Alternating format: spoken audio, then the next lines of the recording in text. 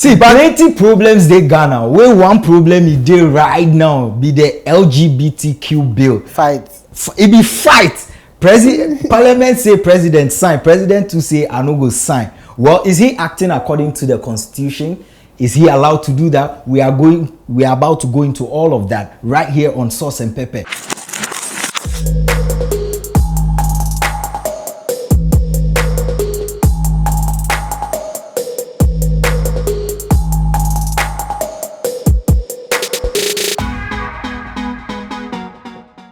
Your general overview of this whole back and forth with the legislative body and the executive body. Me, I like showdown, so me, I'm happy.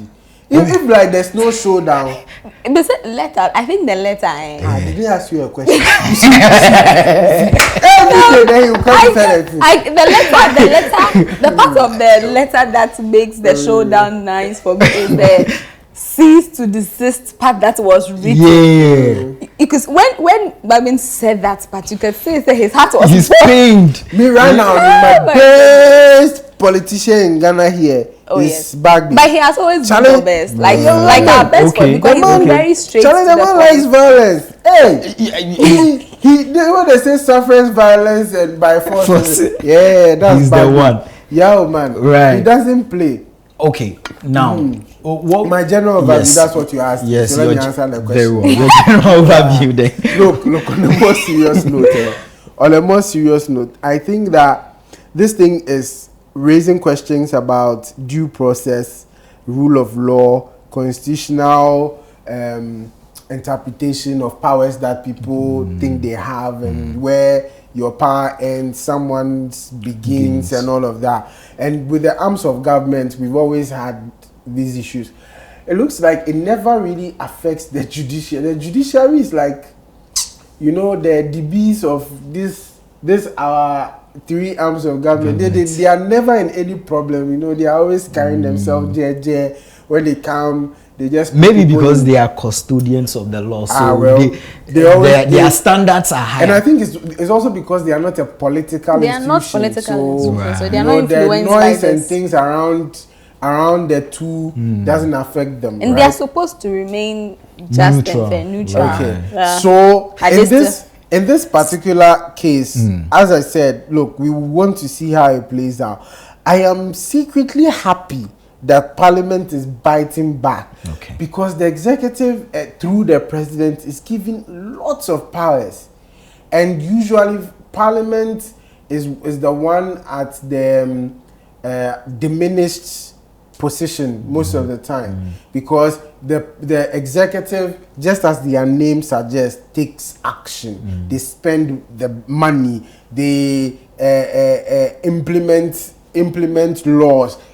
So every attention is on the executive, and they enjoy their power to the fullest, right? Whilst the Parliament has the power of checks and balances and all of that. Then in another sense where Parliament is a bit weakened is where 50% of ministerial appointments comes from Parliament. So then Parliament's power is now just 50%. Fact. You get my point. So in this case where they are exercising a certain retaliation or something, I'm really happy. I want to see how this, but how going far to end. And what will be the weight of that bite they are biting, or that retaliation? Yes, it is because if this had happened maybe 4 years ago, where the executive is now appointing ministers, and those ministers need to be vetted for government business to run or go on, then the bite would have been stronger. But now they have only like 8 months. They have 7 months. Or 7 months to the end of this tenure, and so the bite will not be that strong. But it sends a signal.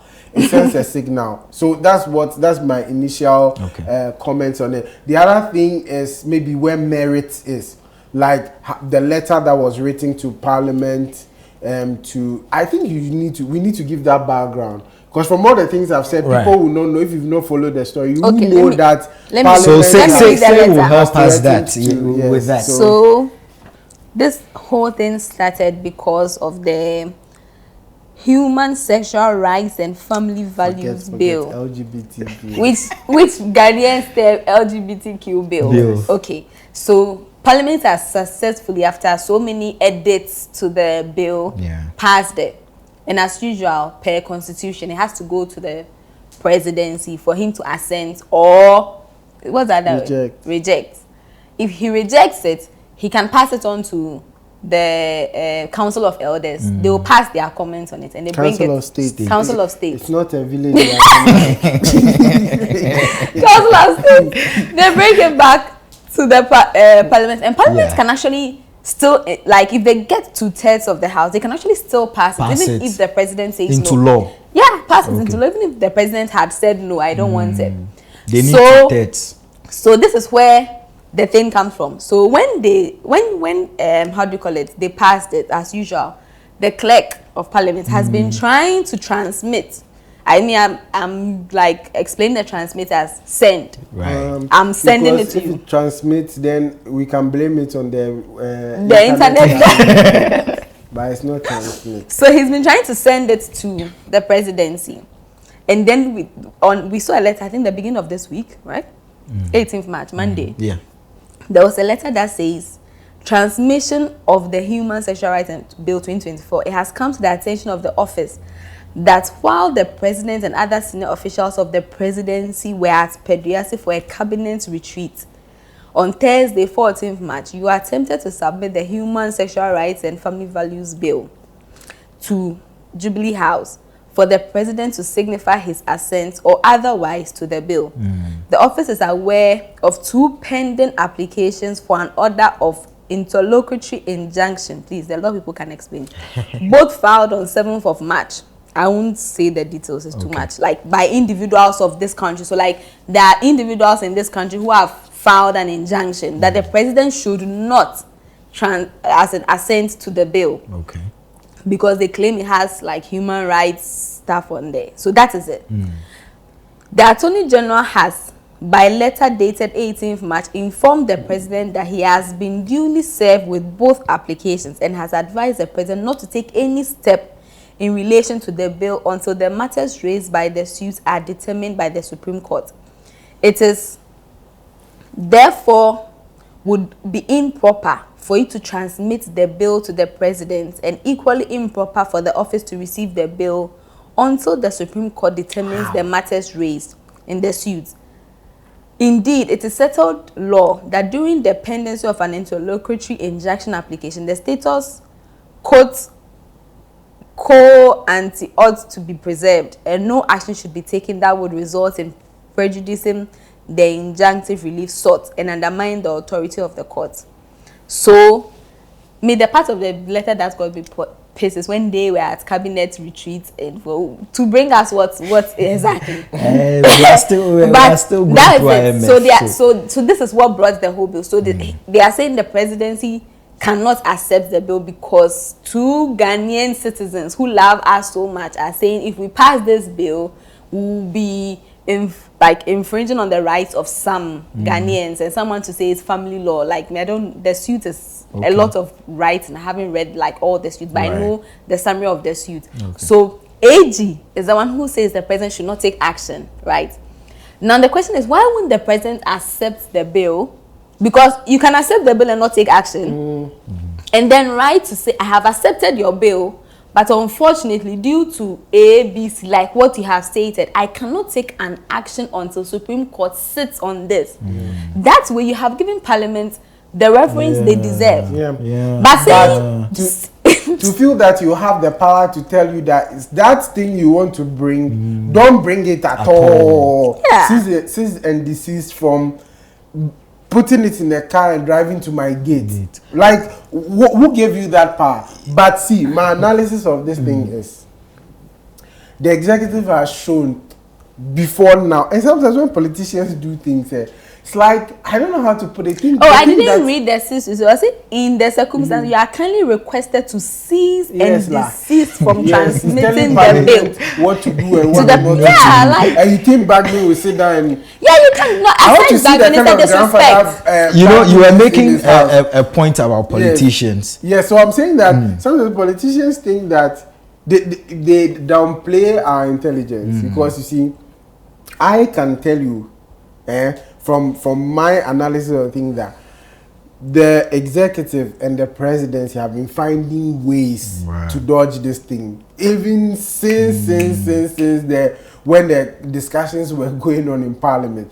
And when they heard that Parliament had finished its side and they had gotten a unanimous decision to pass it, then all kinds of stories started coming out. It's like the $3 billion we might lose. Like the finance ministry writing to the presidency he shouldn't sign because if he signs it, we will lose $3 billion. You know, like which one?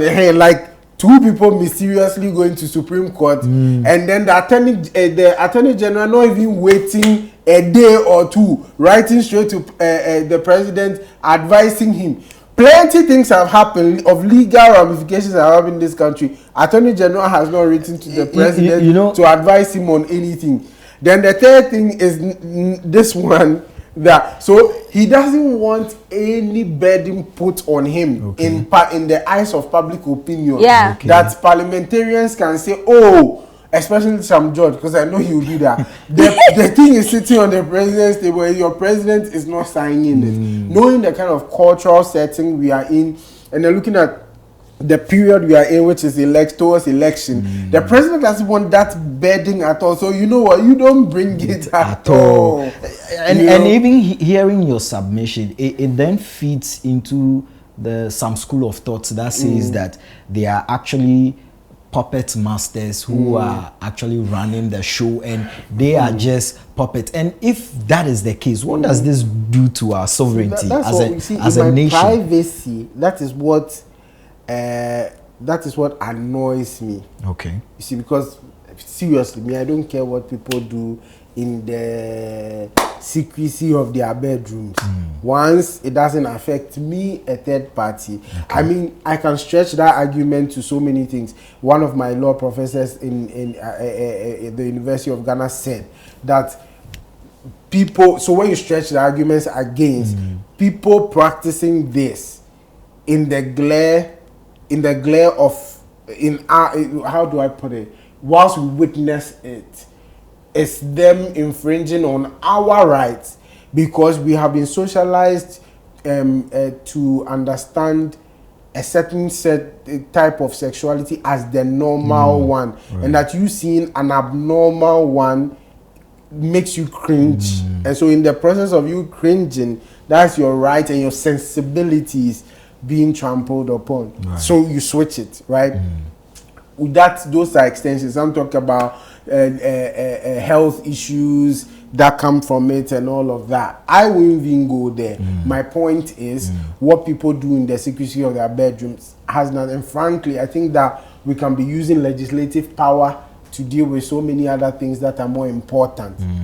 But where I get personally angered is my pride and ego as a Ghanaian, and the fact that international influences are what will curtail a sovereign country like ours from taking a decision we want to take. And they are using all kinds of things, you know, like the 3 billion we are being threatened that we are going to lose because of this. Clearly, the kind of burden the presidency seems to be under from whoever it is, that he feels it necessary to address his friends or our friends, you know, in other jurisdictions, that he's not going to just sign it. You know, those influences is what gets me angry, and the fact that that cannot be retaliated. US or Britain or whoever it is who's putting pressure on us do not care a rat ass what our our beliefs are on what they do in their country and the laws they pass. Yet that is what is happening. Like the argument I was making the last time. Exactly. Like, I was about to go there. That you mentioned something very important. Yes. That these things have been in existence for years. But that conversation hasn't been in the forefront like it is now. I blame social. But why is it in the forefront? And then how do we then protect our morals? You don't have to answer your question. Ask all your questions.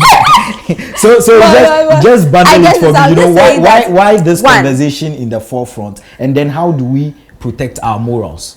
So, when you say morals, it's questionable. Okay. Because there are people who are not LGBTQ but have really terrible morals, like some of our politicians. No, so these morals are in a particular context, family values and sexual. I keep saying this, before we were born, the Bible talked about homosexuality and God frowning on it. Clearly, it means that it's been there for centuries. How was it being dealt with when we didn't have social media and we didn't have that thing that they are doing? Advocacy. That is the problem. Because the advocacy is pushing us to accept a norm that we are not used to. And that's where the whole, like, it looks like we are fighting or we are in disagreements. Because I think people have been doing this time immemorial before we were born, and it will continue in centuries to come. Because it's there. It's been accepted. The force on us is unfortunate because we are not in a position as Africa. I'm using the whole Africa as a whole because it looks like the threat comes to Africa. Yeah. Because we have our leaders in the past and current have failed us to make us economic dependent on the West. So if you are coming for my money, this is a beautiful shot. Yeah. if you are coming for my money, that includes the homosexuals' money, that includes the gays' money, that includes the taxpayer from the West, then of course you can't infringe their colleagues in your country when you are coming for some of their money. Because I was saying this in arguments in pre-production that we went to Qatar. Like, we went to Qatar to do World Cup. Which country is more known for, hey, don't bring your gay things into my country than Qatar, than Dubai, than those Middle countries? East. Yes. And we all accepted it. It was advocacy went on and everything, but still, World Cup, it wasn't changed. It was still done then. They boldly said it. You can be whatever you are in your country, but when you come to my country, we do not accept this shit, and it will happen exactly. Why? Because they have power. They have economic power. As a country, our leaders have failed us. We have resource, we have human resource, we have natural resource, but we are dependent on the West. We are going for loans. Every day they are bailing us out. So of course I can say, hey, I will give you $3 million if you assent to this bill. Even if you accept it to your office, that's a probably we are even thinking the law says the threat is saying he should assent or not assent. Probably the threat is don't even receive it, so that you send a clear knowledge or you send a clear message to the West that I am still not for it, or I am on the fence on this because my people do not want it. So then it doesn't even enter conversations. So we don't have the power to even be negotiating. I think so. You see that in 100%. That's what she said. I think the reason why Saudi Arabia, Qatar, and all those people can have their way in terms of what they really want to do on this subject is because they don't depend on anybody for any. And you see that the hypocrisy of other nations who are sort of putting pressure on us on this bill is that they haven't curtailed their business interest in Saudi Arabia and Qatar. Yeah, they haven't stopped it. Yeah. For their anti-LGBT laws. You get what I'm saying? Yeah. Because you see the balance tilts towards their end. They need to do the business. And so there you can't really give what's the name? You can't give a condition because what does Qatar care? Right. You get what I'm saying? Yes. But in our case, it's such that we perhaps need them. We need them. Perhaps because we're going to they want to go back. No, they need our him. natural resources as well. But the world is such that the value of natural resources in the raw state is really not of that another value. problem. So then you need a 3 billion. Otherwise, then you can just say, F it. I don't need your 3 billion. I'm going ahead with it. And they'll spare us all this wahala. Yeah. See, this is poor man's argument. The argument. Yeah, we are here because we are poor. Yeah. Wow. Otherwise, this is interesting. Why nobody cares? Yeah. You know, but on a more serious note, see where I sympathize with this bill and the arguments against it is whether or not it's a proper human rights issue. Because you see, some time ago, having a dark color, skin color, was a thing of disdain until the proper human rights argument was made, and it stopped. Yeah. You know, racism stopped and all of that. Even the fight for gender equality and women and children's rights and all of that was championed just in the way that this is being championed, and now there's advocacy for all of that. Where I don't want us to make that mistake is where we will be trampling on people's human rights and not paying particular attention to it and making that mistake. Right. But what gets me angry is the fact that I'm being forced. Okay, so the story keeps developing. Right. I just want to bring this in before we wrap up. So we would follow the story keenly because it's important. Charlie, the showdown there, the showdown between Parliament and the executive. So maybe we should play Bagbin's response to just the point where he concluded that for the executive secretary to cease and desist. Well, he says we will not cease and desist. He's also been given notice that a member of parliament has filed for an injunction on the vetting of the president's ministers, and so based on that he's also then they would also pause. Honorable members,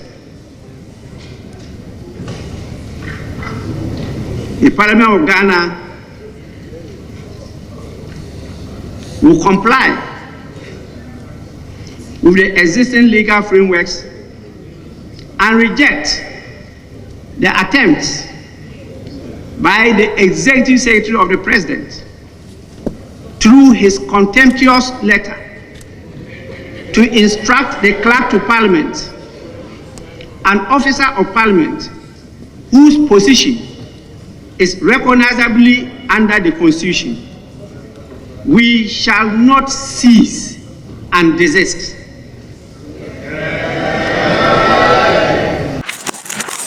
Seeking to restrain the Speaker from proceeding with the vetting and approval of the names of the persons submitted by His Excellency the President until the provisions of the Constitution are satisfied.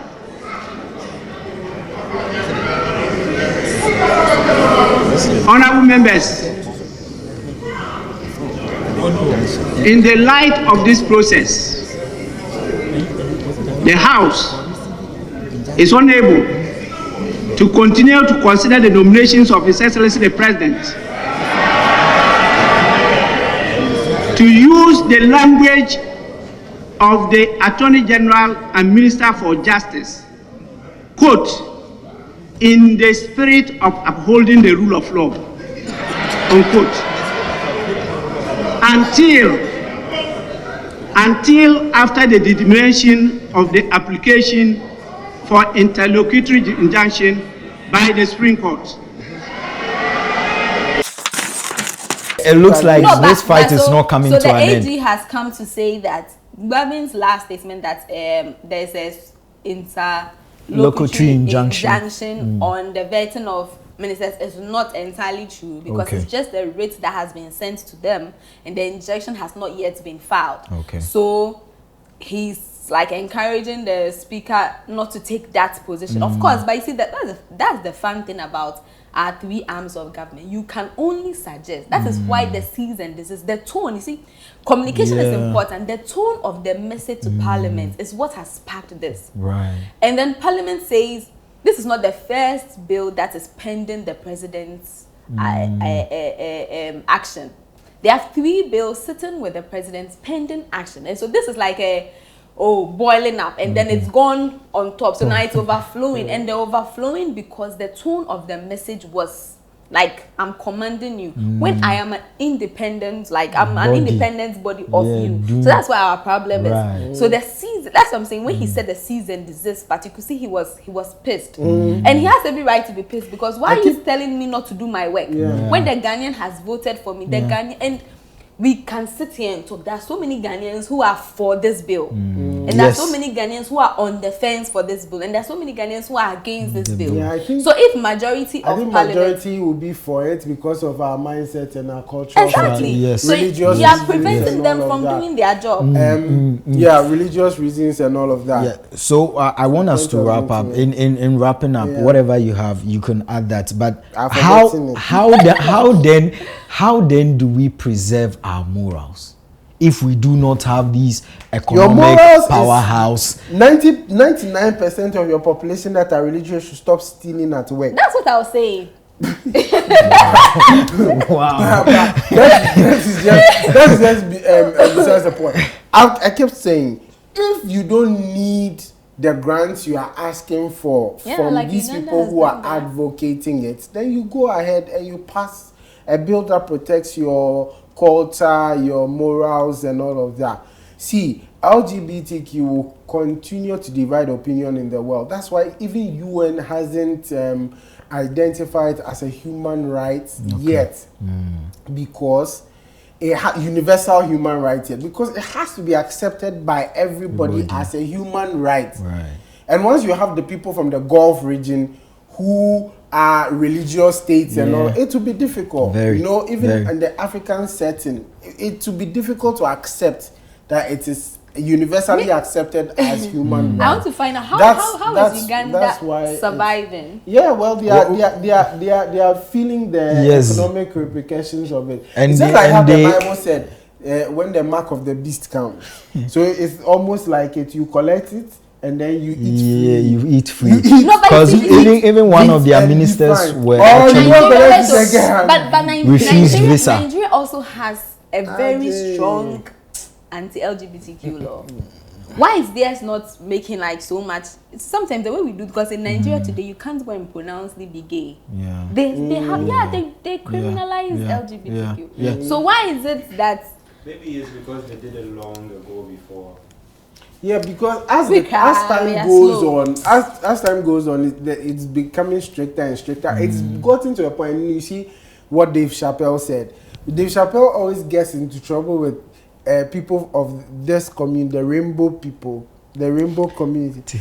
That reminds me of a joke, but it won't be appropriate. The Rainbow Nation people, that's South Africa, but they are pro-gay. So yeah, you can say in every pun intended, the Rainbow Nation people.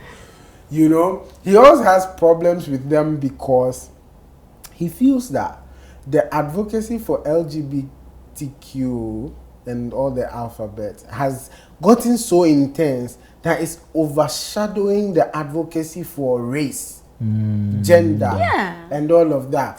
That the repercussions for being seen as homophobic is way stronger than being seen as racist. People's careers have ended abruptly because they've been so-called anti-gay.